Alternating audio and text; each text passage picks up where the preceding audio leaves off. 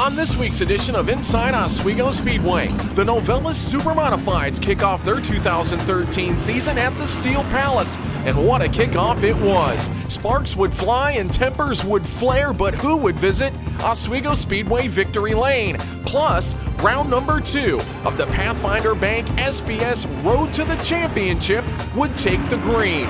Russ Brown and Mike Bond find their way to the top of the championship standings. All that and more next on Inside Oswego Speedway.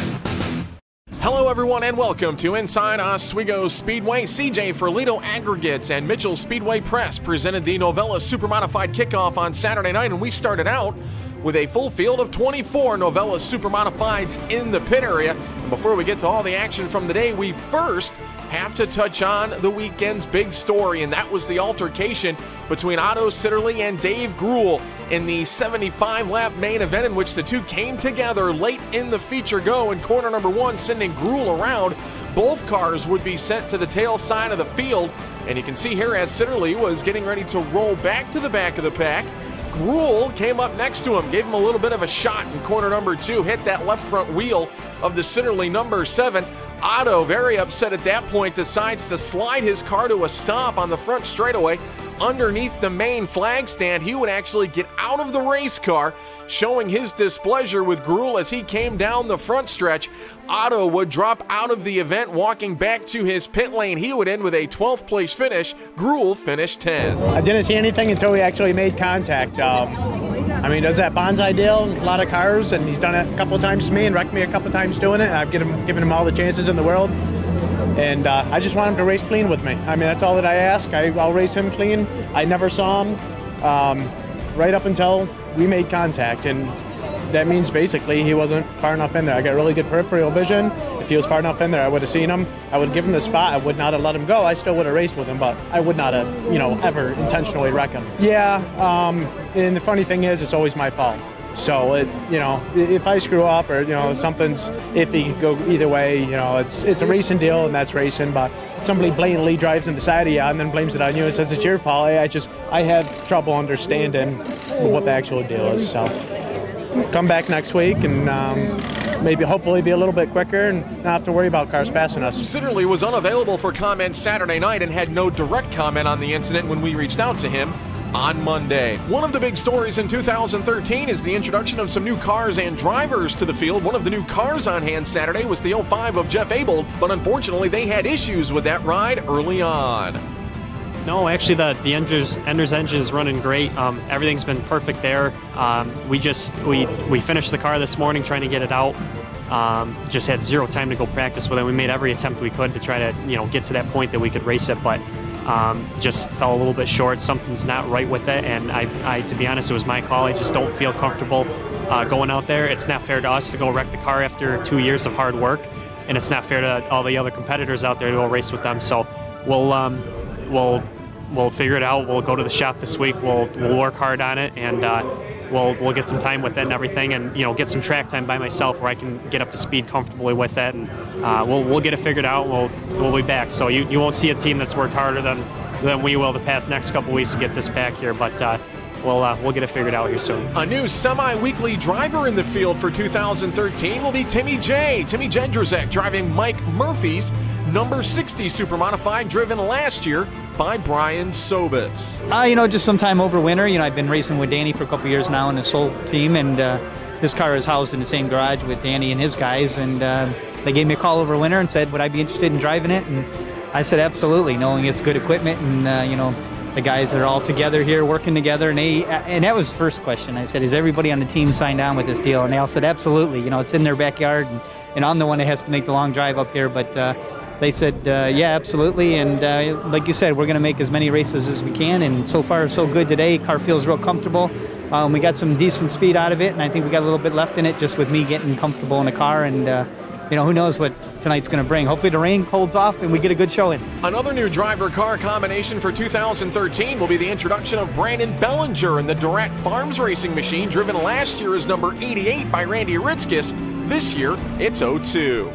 Well, I guess the reason for the speculation was it was last minute. I know I'm kind of a last minute planning person, and the ride was open. It was probably right before the racing season started. So we talked to Randy, and he was interested in racing. So we made a plan, and that's what we're doing. We're gonna run Randy's car. I've never driven one of these cars before, and so far it seems pretty good. Probably the biggest thing we're doing is just trying to get so I can fit a little better. I think everybody before me was a little shorter driving one of these cars, so just trying to make a little more room for my arms and my legs, and that's probably the biggest thing, so I can get comfortable and do what I need to do. The Novelis Supermodifieds would time trial on Saturday to set the heat racing lineups, and for the 4th consecutive time dating back to 2012, Pat Lavery in the Lighthouse Lanes number 22 was your fast qualifier. Car goes really good on new tires. I don't know, we get lucky. Easy to go fast by yourself. No, not really. I gave it everything I had, but like I say, the car was a little bit tight and couldn't quite get out of the corner like that you would like, but we're happy. Joe Gosick in the Pathfinder Bank Berks Home Center 00 would set second fast time on the day. Yeah, typically I left the car the way it was from end of last year, a few little changes. And tracks typically this time of year is pretty quick. Cool air, fresh, you know, a lot of good power in the engine from the cool air. So the car kind of performed the way I thought it would. No, we're not way off, or we're not real great either, I guess. We'll find out after the heat race. Joining Lavery and Gosick at the top of the qualifying list was the driver of the Strong Racing number 99, the Hustler, Michael Barnes, with a 16.6 second lap. Actually, yeah, we had a real good lap. You know, we tried some different things with a stagger. Last year, Classic Time, we didn't time trial very well, and we didn't give it enough, and we went with more stagger today and found out that it seems to really be much better than what we were, so that paid off, top 3. You know, we got a little work to do to catch up with Lavery on his time trials. He's becoming quite the master of that, so. Trailing Lavery, Gosick, and Barnes in the qualifying time trial order would be your defending series champion, Otto Sitterly, in the 7 machine. He ran a lap of 16.782 seconds. Jeff Locke would round out the top 5 ahead of Dave Gruhl in the number 50. Timmy J in car number 60 got under 17 seconds, as well as the 01 of Danny Connors Jr. with a time of 16.987 seconds. All 8 of these drivers would earn qualifying points. As we said, the day started out with a total of 24 Novelis Supermodifieds, but unfortunately, by the end of the qualifying heat races, we quickly ran down to just 19 cars as Tony Steiner ran into issues in his qualifying heat race, as did the 0 of Timmy Snyder here, making contact with the 02 of Brandon Bellinger. Snyder would be done for the day. Also, the 66 machine of Lou LeVay Sr. would drop out after making contact with the 3rd turn wall. We'll be back with more next here on Inside Oswego Speedway. New York State's fastest racing action is back for the month of May. It's a Memorial Day weekend triple header featuring the Jim Shampline Memorial Novelis Supermodified 75, the Richie Evans Memorial ROC Modified 75, and the Tony White Memorial Pathfinder Bank SBS 35. The Memorial Day weekend triple header presented by Hellenic Chemical Company. Saturday, May 25th. Kids 16 and under free with paid adult. Don't miss round number 1 of the Novelis Fan Can Chase. For more information, visit online at OswegoSpeedway.com. Inside Oswego Speedway is brought to you by Novelis. Not just aluminum, Novelis aluminum. Pathfinder Bank. Local community trust. Eagle Beverage. We bring the beer to you. Oswego Bike Fest. Riding, rocking, and racing Oswego Speedway. And by Best Western Plus Quality Inn and Suites of Oswego.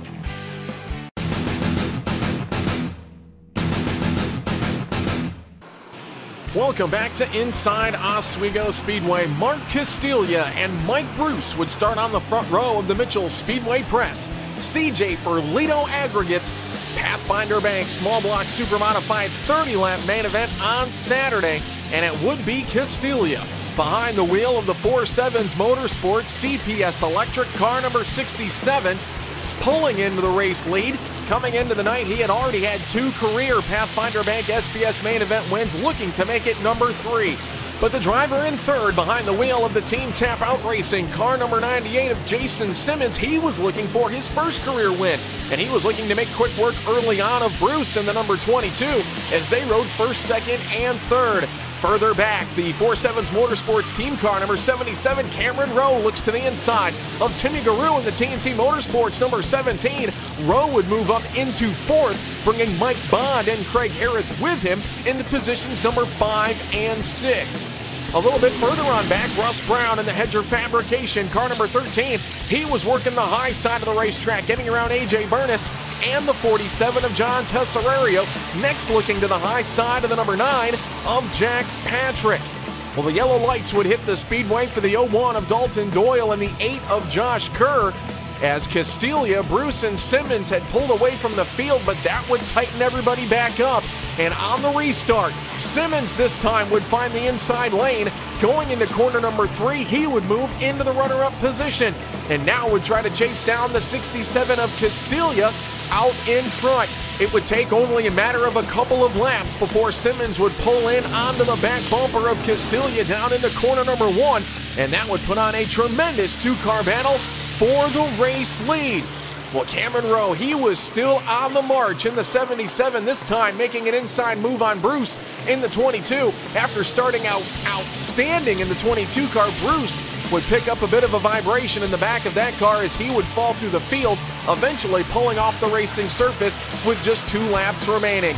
White flag in the air. Simmons looking to try and pick up career win number 1, but it was not to be. Once again finishing as a runner-up to the 67 of Castilla as he picks up his 3rd career Pathfinder Bank SPS win over Simmons, Rowe, Bond, and Brown in the top 5. As Castilla pulls the 67 machine down into Turning Stone Resort and Casino Victory Lane.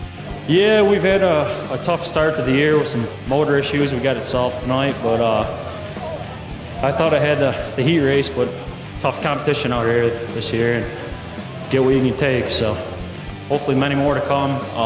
I got to thank Denise Merrill for giving me the opportunity to drive her car. Couldn't do it without Dan Denny. I wouldn't be here now if it wasn't for him. Crew Chief Steve Reynolds, Kevin Enders builds an awesome motor. I want to thank my sponsors, Bob Holford, Lighthouse Lanes, Karen at Paul's Big M, AJ and Bob at Tarvia Seal, Chris at Subway. Yeah, it's tough. Every time the car was decent, we went up to raise this. Well, start last week we blew the motor. We had to put the Chevy in this week. I was a little nervous. We have the old heads. It's last year's motor out of Jay's car.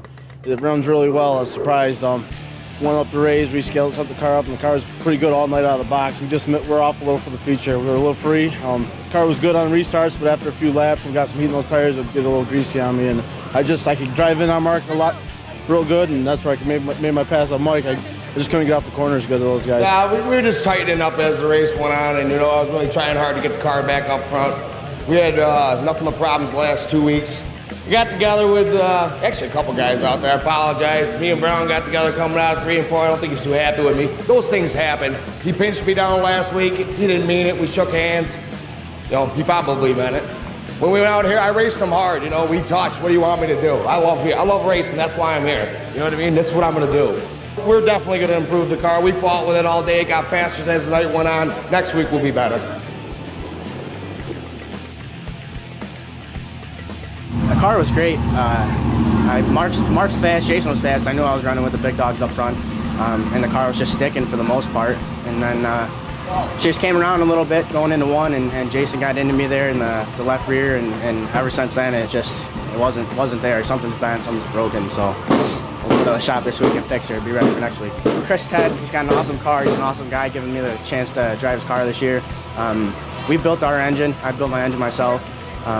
Low buck race group running with the big dogs, and that's pretty cool for us. It's really cool for us. to be able to keep up with them and run with them. So it's really cool, yeah. Taking a look now at last Saturday's contingency awards, and the D&S Landscaping Hard Charger went to rookie Jeremy Pitcher. The Nice Price Auto Sales up-and-comer, of course, was Jason Simmons with that second place finish. Mike Bond took home the White's Car Care fourth place award, and leading all 30 laps, Mark Castiglia was your Sherwood Racing Wheels lap leader. Russ Brown now the championship leader by just 5 points over Mike Bond, and you've got to think that that's going to be the battle for the championship all year long. AJ Burness rides in third ahead of Craig Harris and Andrew Shartner in the top 5 positions. John Tesoriero and Jason Simmons 6th and 7th. Right now, Pitcher holds just a 10-point lead over Anthony Lacerdo in the SPS Rookie of the Year battle. Danny Apt rides in third. Be sure to stick around here on Inside Oswego Speedway. Coming up next, we'll have highlights of the 75-lap Novelis Supermodified kickoff here at Oswego Speedway. Inside Oswego Speedway is brought to you by Novelis. Not just aluminum, Novelis aluminum. Pathfinder Bank, local community trust. Eagle Beverage, we bring the beer to you. Oswego Bike Fest, riding, rocking, and racing Oswego Speedway. And by Best Western Plus, quality Inn and Suites of Oswego. New York State's fastest racing action is back for the month of May. It's a Memorial Day weekend triple header featuring the Jim Champlain Memorial Novelis Supermodified 75, the Richie Evans Memorial ROC Modified 75, and the Tony White Memorial Pathfinder Bank SBS 35. The Memorial Day weekend triple header presented by Helena Chemical Company. Saturday, May 25th. Kids 16 and under free with paid adult. Don't miss round number 1 of the Novelis Fan Can Chase. For more information, visit online at OswegoSpeedway.com.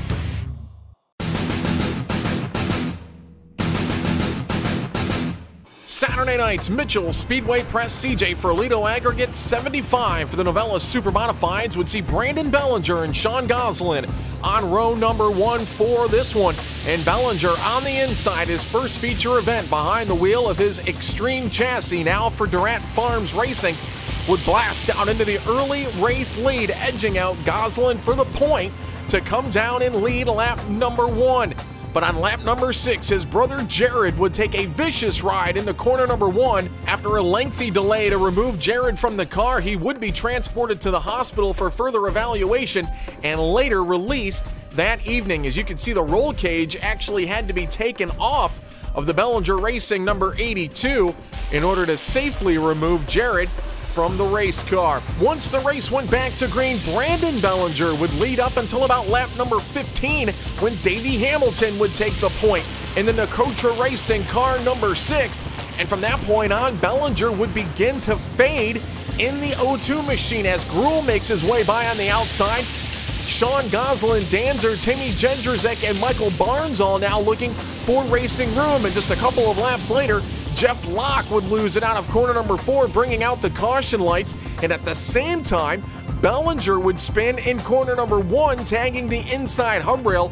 He would head pit side, would return to the racing action, and would end the day with a top 15 finish.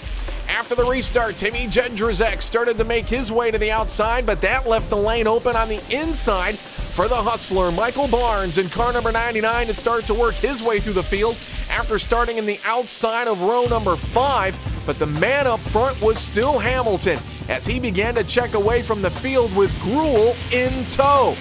Well, Barnes in the 99 could see that the leaders were starting to get away, and as the laps ticked down, he started to work his way to the outside of the speedway, making his way past Danzer in 52, then cutting right down to the inside of Sean Goslin. In car number 26, Barnes now would sling his way all the way up into position number 3, trying to chase down race leaders Hamilton and Gruel out in front.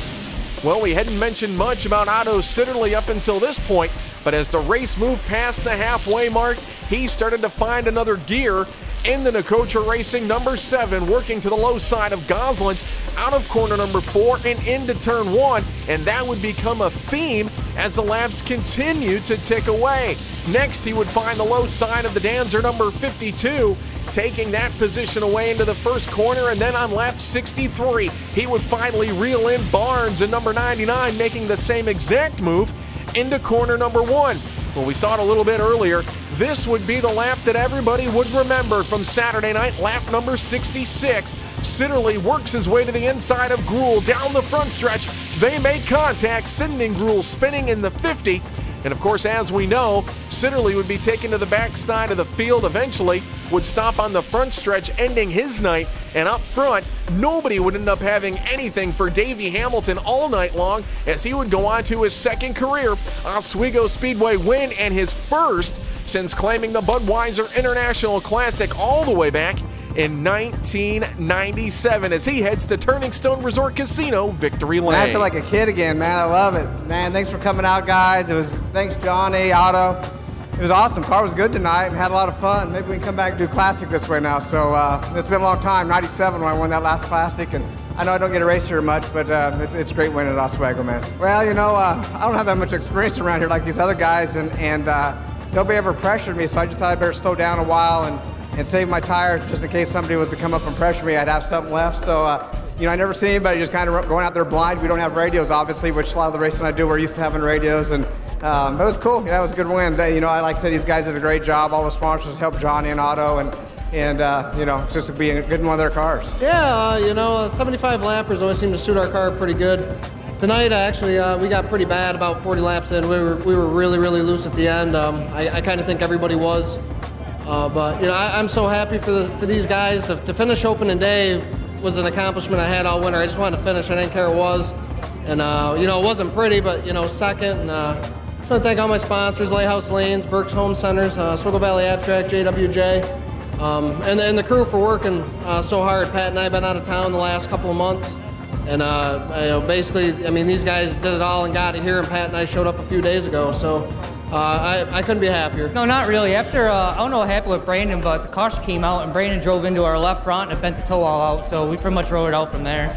At the end, we just tried riding it out as much as possible. Car was really loose, so. Yeah, I seen him when girls spun out. Timmy J, he's a good, clean driver. I raced him earlier. He's a real good guy, and he had a good run first night out in that car, so he'll be tough beat towards the end of the year. Taking a look at the Novelis Supermodified Series standings, Hamilton on top, but the real championship leader at this point is Michael Barnes in the Strong Racing number 99. He has the edge over Timmy Jedrzak, Dave Danzer, and Joe Gosick in the top 5. Sean Goslin and Michael Muldoon 6th and 7th. New York State's fastest racing action is back for the month of May. It's a Memorial Day weekend triple header featuring the Jim Shankline Memorial Novelis Supermodified 75, the Richie Evans Memorial ROC Modified 75, and the Tony White Memorial Pathfinder Bank SBS 35. The Memorial Day weekend triple header presented by Helena Chemical Company. Saturday, May 25th. Kids 16 and under free with paid adult. Don't miss round number 1 of the Novelis Fan Can Chase. For more information, visit online at OswegoSpeedway.com. Inside Oswego Speedway is brought to you by Novelis. Not just aluminum, Novelis aluminum. Pathfinder Bank. Local Community Trust. Eagle Beverage. We bring the beer to you. Oswego Bike Fest. Riding, rocking, and racing Oswego Speedway. And by Best Western Plus Quality Inn and Suites of Oswego.